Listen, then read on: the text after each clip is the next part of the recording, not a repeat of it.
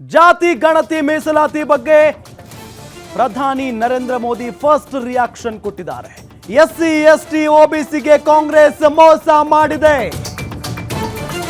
ಪ್ರಧಾನಿ ನರೇಂದ್ರ ಮೋದಿ ಅವರ first reaction ಇದು.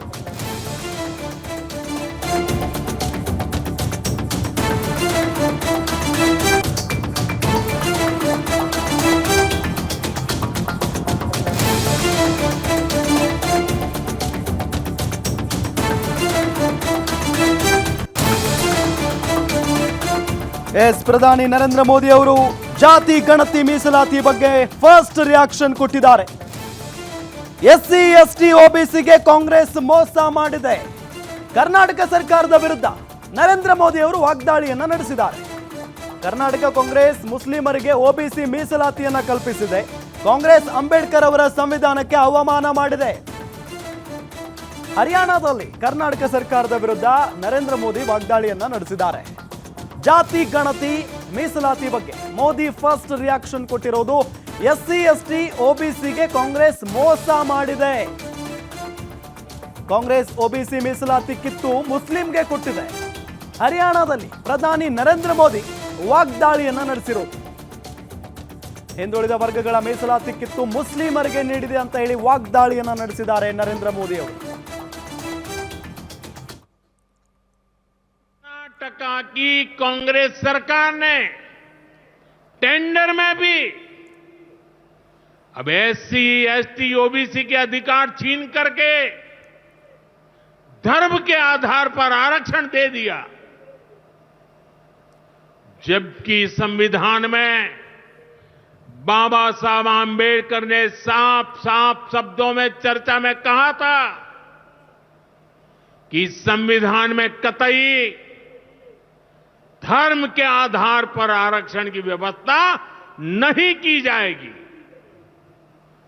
और हमारे संविधान ने धर्म के आधार पर आरक्षण के लिए प्रतिबंध लगाया हुआ है। साथियों, कांग्रेस की तुष्टीकरण की इस नीति का बहुत बड़ा नुकसान मुस्लिम समाज को भी हुआ है। वक्फ के नाम पर लाखों हेक्टर जमीन पूरे देश में है। इस जमीन, इस प्रॉपर्टी से गरीब का, बेसहारा महिलाओं बच्चों का भला होना चाहिए था। और आज ईमानदारी से उसका उपयोग हुआ होता तो मेरे मुसलमान नौजवानों को साइकिल के पंक्चर बनाकर के जिंदगी नहीं गुजारनी पड़ती। लेकिन इससे मुट्ठी भर भू माफिया का कोई भला हुआ। पसमानदा मुस्लिम इस समाज को कोई फायदा नहीं हुआ। और ये भूमाफिया किसकी जमीन लूट रहे थे? ये दलित की जमीन लूट रहे थे, पिछड़ों की जमीन लूट रहे थे, आदिवासी की जमीन लूट रहे थे, विधवा महिलाओं की संपत्ति लूट रहे थे। सैकड़ों विधवा मुस्लिम महिलाओं ने भारत सरकार को चिट्ठी लिखी, तब जाके कानून की चर्चा आई है। वक्फ कानून में बदलाव के बाद अब ये गरीबों से जो लूटा जा रहा है वो बंद होने वाला है। ಇದೇ ವಿಚಾರಕ್ಕೆ ಸಂಬಂಧಪಟ್ಟಂತೆ ಹೆಚ್ಚಿನ ಮಾಹಿತಿಯನ್ನು ನೀಡ್ತಾರೆ ನಮ್ಮ ಚಾನೆಲ್ನ editor Satish Anjanappa. News desk ಇಂದ ನೇರ ಸಂಪರ್ಕದಲ್ಲಿ ಜಾಯ್ನ್ ಆಗಿದ್ದಾರೆ. ಸರ್, ಇದೇ ಮೊದಲ ಬಾರಿಗೆ ನರೇಂದ್ರ ಮೋದಿ ಅವರು ಮೀಸಲಾತಿ ಮತ್ತು ಜಾತಿ ಗಣತಿ ವಿಚಾರಕ್ಕೆ ಸಂಬಂಧಪಟ್ಟಂತೆ ಪ್ರತಿಕ್ರಿಯೆಯನ್ನ ಕೊಟ್ಟಿರುವುದು. ಕರ್ನಾಟಕ ಸರ್ಕಾರದ ವಿರುದ್ಧ ವಾಗ್ದಾಳಿ ನಡೆಸಿದ್ದಾರೆ. ಏನು ಮಾತನಾಡಿದ್ದಾರೆ ಸರ್ ಈ ಸಂದರ್ಭದಲ್ಲಿ? ರಾಮ್ ಬಡ್ಗೇರ್, ಇಡೀ ದೇಶಾದ್ಯಂತ ಇದೀಗ ಚರ್ಚೆ ಆಗ್ತಿರ್ತಕ್ಕಂಥದ್ದು ಕರ್ನಾಟಕದ ಜಾತಿ ಗಣತಿ ಮತ್ತು ಮೀಸಲಾತಿ ವಿಚಾರವಾಗಿ.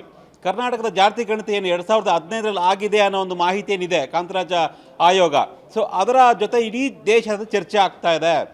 ಯಾವ ಜಾತಿ ಎಷ್ಟು ಸಂಖ್ಯೆಯಲ್ಲಿದ್ದಾರೆ ಅನ್ನೋ ಒಂದು ಚರ್ಚೆ, ಮತ್ತು ಆ ಒಂದು ಜಾತಿ ಸಮುದಾಯಗಳಿಗೆ ಎಷ್ಟು % ಮೀಸಲಾತಿ ಕೊಡಬೇಕು ಅನ್ನೋ ಒಂದು ಚರ್ಚೆ.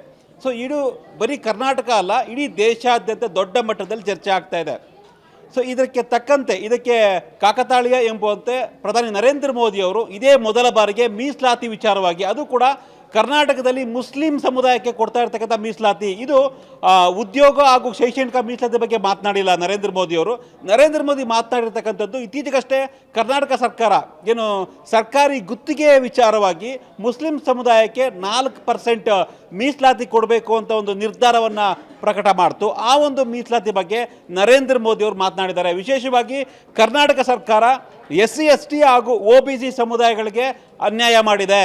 SC/ST ಮತ್ತು OBC ಸಮುದಾಯಗಳಿಗೆ ಸಿಗ್ತಕ್ಕಂಥ ಮೀಸಲಾತಿ ಅಂದರೆ ಗುತ್ತಿಗೆಯಲ್ಲಿ ಕೊಡ್ತಕ್ಕಂಥ ಮೀಸಲಾತಿಯನ್ನು ಕಿತ್ತು ಮುಸ್ಲಿಂ ಸಮುದಾಯಕ್ಕೆ ಕೊಡ್ತಾ ಇದೆ. ಇದು ಕೇವಲ ಮುಸ್ಲಿಮರಿಗೆ ಮಾಡ್ತಿರ್ತಕ್ಕಂಥ ಓಲೈಕೆ ಅಲ್ಲ, ಅಂಬೇಡ್ಕರ್ ಅವರಿಗೆ ಮಾಡ್ತಿರ್ತಕ್ಕಂಥ ಅಪಮಾನ. ಕಾಂಗ್ರೆಸ್ ಸಹಜವಾಗಿಯೇ ಪದೇ ಪದೇ ಅಂಬೇಡ್ಕರ್ಗೆ ಈ ರೀತಿಯಾಗಿ ಅವಮಾನ ಮಾಡ್ತಾ ಇದೆ.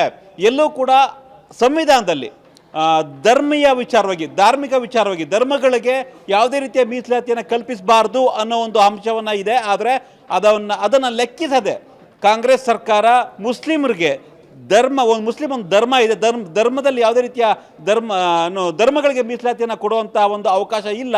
ಆದರೆ ಕಾಂಗ್ರೆಸ್ ಈ ಒಂದು ಅವಕಾಶವನ್ನು ಮಾಡಿಕೊಡ್ತಾ ಇದೆ. ಇದು SC/ST ಮತ್ತು OBCಗಳಿಗೆ, ಹಿಂದುಳಿದ ವರ್ಗಗಳಿಗೆ ಮೋಸ ಮಾಡಿದಂತಾಗ್ತಾ ಇದೆ. ಜೊತೆಗೆ ಇಡೀ ದೇಶಾದ್ಯಂತ ಈಗ ವಕ್ಫ್ ಕಾಯ್ದೆ ಬಗ್ಗೆ ಚರ್ಚೆ ಆಗ್ತಾ ಇದೆ. ಪ್ರಮುಖವಾಗಿ ಪಶ್ಚಿಮ ಬಂಗಾಳ ಸೇರಿದಂತೆ ಎಲ್ಲ ರಾಜ್ಯಗಳಲ್ಲೂ ಕೂಡ ಪ್ರತಿಭಟನೆ ಆಗ್ತಾ ಇದೆ. ಆದರೆ ಈ ಪ್ರತಿಭಟನೆ ಹಿಂದೆ ಕಾಂಗ್ರೆಸ್ಸಿಗರಿದ್ದಾರೆ.